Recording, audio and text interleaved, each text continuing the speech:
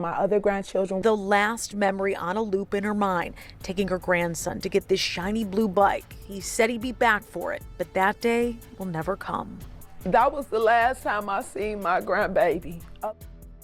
He tells us when they went to the Wayne County Morgue to identify 8-year-old Adrian Jr., he had visible signs of head trauma and injuries to his face. We're told he was beaten to death. It was like I just was so empty and my family support. We walked inside and we asked did she have him?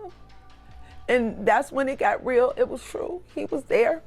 Just 24 hours before Adriana Tim sat down with us, she got a call that her grandson Adrian Jr. was killed. He was the sweetest little thing. He was the sweetest kid, very smart. The details unraveled a horror story. Early Friday morning, a 911 call sent paramedics to a home off Claremont on Detroit's east side. Adrian was unresponsive and later died at the hospital. The child allegedly beaten to death by his mother's live-in boyfriend, who is in police custody. No reason for an 8-year-old baby to be dead.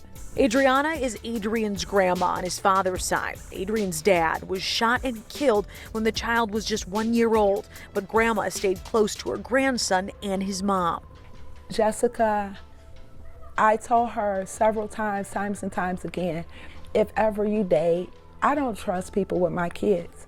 So whenever you date, drop them off. She says communication slowed the last 6 months and Adrian came around less. Grandma blames the suspect. He would dictate when my grandson can come and spend weekends and go places with my daughter and I and my other grandchildren. The last memory on a loop in her mind, taking her grandson to get this shiny blue bike. He said he'd be back for it, but that day will never come. That was the last time I seen my grandbaby alive.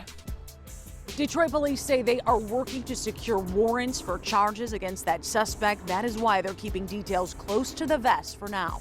Reporting outside DPD headquarters, Jessica Dupnack, Fox 2 News.